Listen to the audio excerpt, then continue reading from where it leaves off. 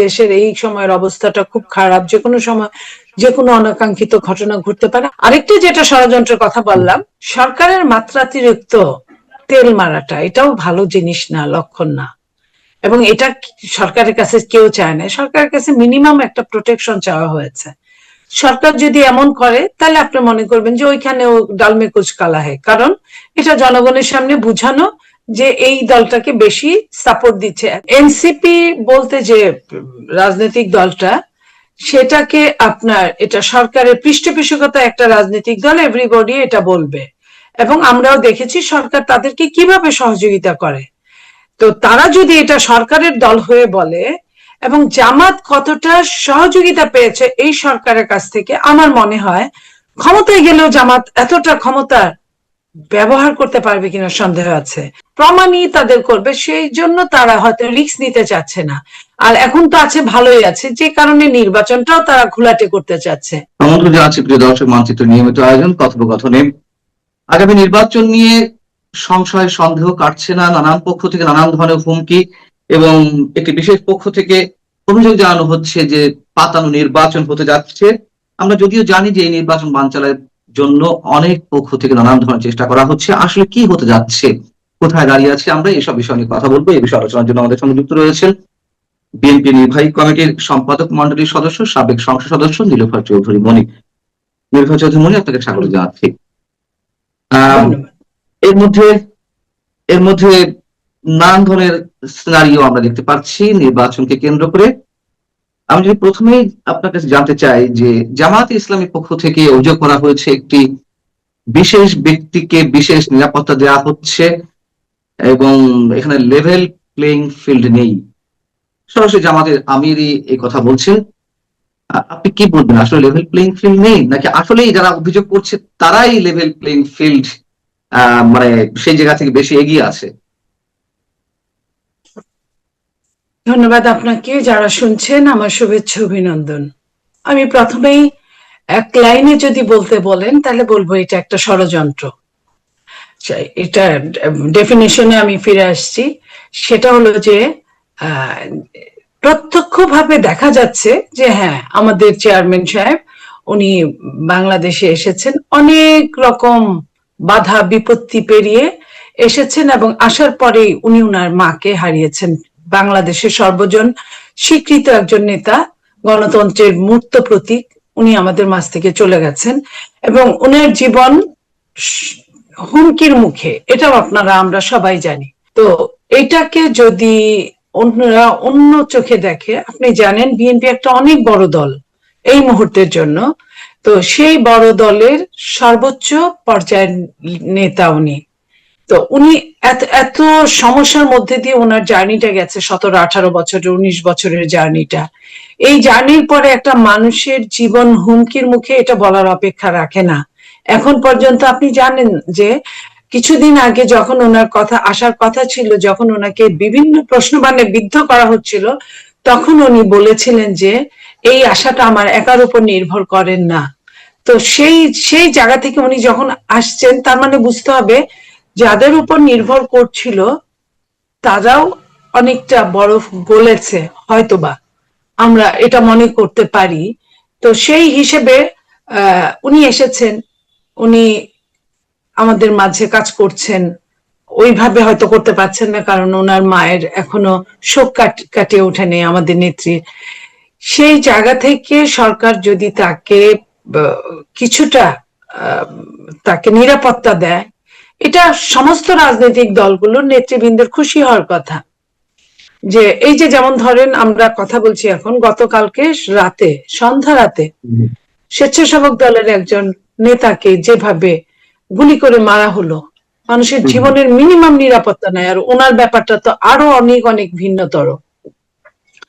সেইখানে তারা বলতে পারেন এখন নির্বাচনটা কাছে এসেছে, উনারা অনেক রকম কথা বলবেন, অনেকেই অনেক রকম প্রোপাগান্ডা ছড়াবেন, এইসবের মধ্যে দিয়ে আমাদের চলতে হবে। তো আমরা কিছু এটা নিয়ে বলতে চাই না, শুধু বলতে চাই আল্লাহ না করুক যদি উনার কোনো সমস্যা হয়, তখন এই যারা এত কথা বলছেন তারা কিভাবে কথা বলবেন। তো সেইখানে আমি মনে করি যে নির্বাচনের সঙ্গে এই নিরাপত্তাটার কোনো সম্পর্ক নাই, নাম্বার ওয়ান। নাম্বার টু, হচ্ছে একটা বড় দলের বড় নেতা এবং অনেক সমস্যা সংকুল নেতা, সেইখানে তাকে ওইটুকু প্রোটেকশন রাষ্ট্রের কাছে আশা করাই যেতে পারে, কারণ এই রাষ্ট্রে এখন অনির্বাচিত সরকার চলছে এবং যে সরকারের কোনো রাজনৈতিক দল নাই। তো তাদের প্রত্যেকের যারা বলছেন তাদেরকেও কিন্তু প্রোটেকশন ওই সরকার দিচ্ছেন, এবং অনেকেই বলে যে সর্বোচ্চ সর্বোচ্চ সুবিধা যেটা তারা এটা পাচ্ছেন। তো তারা যদি এটা পেয়ে থাকে তাহলে এই কথাগুলো বলা আমি মনে করি অবান্তর, এবং বলার জন্য বলার, নির্বাচনে ঘায়েল করার জন্য বলা, এই বলাটা থেকে তাদেরকে দূরে থাকা দরকার। এই কারণে আমি মনে করি যে আমরা চাই না যে কোনো অনাকাঙ্ক্ষিত ঘটনা ঘটুক বাংলাদেশে। যদিও অনেকেই অনেক চ্যালেঞ্জ দিয়ে বলছে যে দেশের এই সময়ের অবস্থাটা খুব খারাপ, যে কোনো সময় যে কোনো অনাকাঙ্ক্ষিত ঘটনা ঘটতে পারে। আমরা প্রত্যেকের জীবনের জন্য মহান রাব্বুল আলামিনের কাছে দোয়া করি, এবং পাশাপাশি আমরা প্রোটেকশনের জন্য বলি যে আপনাদেরও যদি প্রোটেকশনের দরকার পড়ে আপনারা গভর্নমেন্টের কাছে চান। গভর্নমেন্টের গোয়েন্দা সংস্থা যদি মনে করে আপনার প্রোটেকশনের দরকার আছে তাহলে তারা দিবে, আমরাও এটা বলবো। আমি এইটুকুই বলতে চাই। জামাতের পক্ষ থেকে, এনসিপির পক্ষ থেকেও দাবি করা হচ্ছে যে এবারে নির্বাচন পাতানো নির্বাচন হবে, মানে তারা খুলাসা করে বলতে চাইছে, মানে খুব স্পষ্ট করে না বললেও যেটুকু আমরা খুলাসা বুঝতে পারছি যে বিএনপি কে ইঙ্গিত করে বোঝাতে চাচ্ছে যে বিএনপি কে ক্ষমতায় নিয়ে আসা হবে এবং সেই জন্য একটা পাতানো নির্বাচন হবে। আপনার মন্তব্য? দেখেন, এনসিপি বলতে যে রাজনৈতিক দলটা, সেটাকে আপনার এটা সরকারের পৃষ্ঠপোষকতা একটা রাজনৈতিক দল, এভরিবডি এটা বলবে, এবং আমরাও দেখেছি সরকার তাদেরকে কিভাবে সহযোগিতা করে। তো তারা যদি এটা সরকারের দল হয়ে বলে, এবং জামাত কতটা সহযোগিতা পেয়েছে এই সরকারের কাছ থেকে, আমার মনে হয় ক্ষমতায় গেলেও জামাত এতটা ক্ষমতা ব্যবহার করতে পারবে কিনা সন্দেহ আছে। কারণ প্রত্যেকটা ক্ষমতার ধরকে কিন্তু জবাবদিহিতার আওতায় টুডে আর টুমোরো আসতে হয়, কিন্তু অন্যের ঘাড়ে বন্দুক রেখে যদি কাজ করেন তাহলে এটার জন্য জবাবদিহিতার প্রয়োজন পড়ে না। তো সেইখানে জামাত যে ফ্যাসিলিটিসটা নিচ্ছে বা পাচ্ছে, সে এবং এনসিপি যেটা আমরা সমস্ত বাংলাদেশ তারা ঘুরলেন, আমরা দেখলাম তাদের কিভাবে তাদের রেজিস্ট্রেশন হলো, আমরা দেখলাম কিভাবে তারা আওয়ামী লীগকে নিষিদ্ধ করলো, কতটা কি করে সরকারের ছত্রছায়া আমরা দেখলাম। সেই জায়গা থেকে আমরা বলতে পারি যে যে দুইটা দল বলছে তারা নিজেরাই তো সরকারের খুবই কাছের। তারা যদি এখন বলে লেভেল প্লেইং ফিল্ড, এই জায়গায় একটাই উত্তর আমার কাছে, সেটা হলো সরকার করলেও কতটুকু করতে পারবে। যে সরকারের নিজের কোনো রাজনৈতিক দল নেই, সে করলেও কতটুকু করতে পারবে। যখন সরকার দেখে যে একটা দাঁড়িপাল্লার 1:, যদি 99 হয় বা 10:, যদি 70 হয়, তাহলে কিন্তু সেটা অনেকটা আপ ডাউন হবে, সমান হবে না। তো সেটা যদি দেখতে পায় সরকার এবং তারা নিজেরাও, যার দল তারা তো নিজে অবশ্যই জানে তাদের ভোট কেমন আছে, কয়টা আছে, কোথায় আছে, তখন তারা এই ধরনের কথা বলতেই পারে আমি মনে করি। কারণ এইখানে সরকারের লেভেল প্লেইং ফিল্ড করার কিছু নাই, যেহেতু আওয়ামী লীগ এই সময়টায় নাই, ইলেকশনে নাই, আপনার রাজনীতি মুখোমুখি সামনাসামনি আসতে পারছে না, তাহলে বড় দল থাকার মধ্যে একমাত্র বিএনপি আছে। আর যে দলগুলো তারা মনে করছে ভেতরে ভেতরে অনেক কিছু করবে, তারা কিন্তু এখন পর্যন্ত দেখে নাই যে তাদের সত্যিকার অর্থে কতটুকু অবস্থানটা। তো এই অবস্থানের একটা জরিপ এ পর্যন্ত হয় নাই, জরিপ হয় ভোটের মাধ্যমে।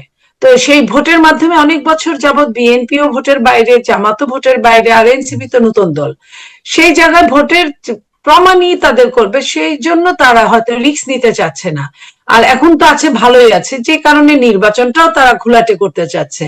ঘোলাটে করতে চাচ্ছে বলেই তারা লেভেল প্লেইং ফিল্ড বলছে না। এখন আপনার যদি ফ্যামিলি মেম্বার 15 জন হয় আর আমার যদি ফ্যামিলি মেম্বার 3 জন হয়, বলেন তো রাষ্ট্রের কি করার আছে লেভেল প্লেইং ফিল্ড করার? একমাত্র আপনার ঘর থেকে 3টা বাচ্চা আমাকে আইনে দিলেই কি আমার বাচ্চা হয়ে যেতে পারে? পারে না। তো এই সমস্যাটাই আমার মনে হয় যে তারা ফিল করছে।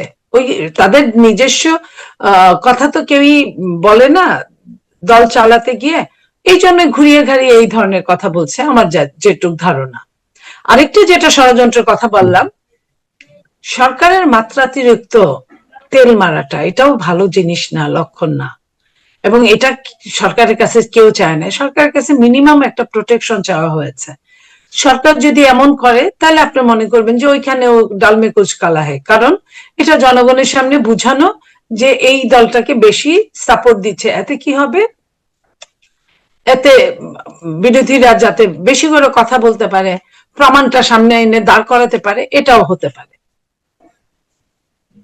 আপনি বলছেন যে জামাত মানে ক্ষমতায় গেলেও যেই ক্ষমতাটার ব্যবহার করতো এখন তার চেয়েও মানে ক্ষমতার বাইরে থেকেও এই সরকারের সময় ক্ষমতাটা বেশি উপভোগ করছে বা ব্যবহার করছে, অপব্যবহার করছে। আবার কিংস পার্টি তো রয়েছে, মানে সবাই জানে যে এটি এনসিপি, ডক্টর মোহাম্মদ ইউনূসের নিজের দল, অনেকে অভিহিত করেন এই মন্তব্য করে। তাহলে আসলে পাতানো নির্বাচন যদি হয়েই থাকে, সেই পাতানো নির্বাচনে ফলটা আসলে কোন দিকে যাওয়ার কথা তাহলে? দেখেন, এটা একটা ডিফিকাল্ট কোশ্চেন, কারণ এখানে যদি আপনার ডিজাইনটা মেটিকুলাস হয় তাহলে আপনার, জানি না, যেমন 2008-এর নির্বাচনটা অনেকেই কিন্তু প্রশ্নবিদ্ধ বুঝে নাই, কিন্তু সত্যিকার অর্থে কি নির্বাচনটা একদম ফ্রি এন্ড ফেয়ার ছিল? ছিল না। যারা একটু স্টাডি করে, যারা একটু দেশ নিয়ে ভাবে, তারা কিন্তু ঠিকই বুঝতে পেরেছিল সেই দিনের কি হয়েছিল। ঠিক ওইভাবে যদি হয়, কিংবা এখন যে কলেজ বিশ্ববিদ্যালয়ের নির্বাচন হচ্ছে সেই অবস্থায় যদি হয়, ওই ডিজাইনটা যদি ফলো করে, আমি জানি না সম্পূর্ণ ডিজাইনটা কি, তবে একটা জিনিস আমি বুঝি যে ওই যে শামসুন্নাহার হলের যে নারী নেত্রী বলেছিল ইলেকশনে দাঁড়িয়ে যে আমি তো এনসিপি প্রার্থীর কথা বলেছিল, আমি তো তাকে ভোট দিয়েছিলাম, তাহলে সে শূন্য ভোট কিভাবে পায়? তাহলে আমার ভোটটা কোথায় গেল? যখন এই কথা বলার পরে তারপরে আবার রিকাউন্টিং করার পরে 142টা ভোট বের হলো। তা এই জায়গাটায় আমি বলতে চাই যে গণতন্ত্র এখন অনেক দিনের পুরানো হয়ে গেছে। বিশ্ব, বাংলাদেশের সঙ্গে দেশি বিদেশি অনেক শক্তি জড়িত, তাদের বুদ্ধি অনেক, তারা পুরো পৃথিবী চালান। তো সেই বুদ্ধি যদি এখানে অ্যাপ্লাই করে, আপনার কি হতে পারে সেটা আল্লাহ ভালো জানেন।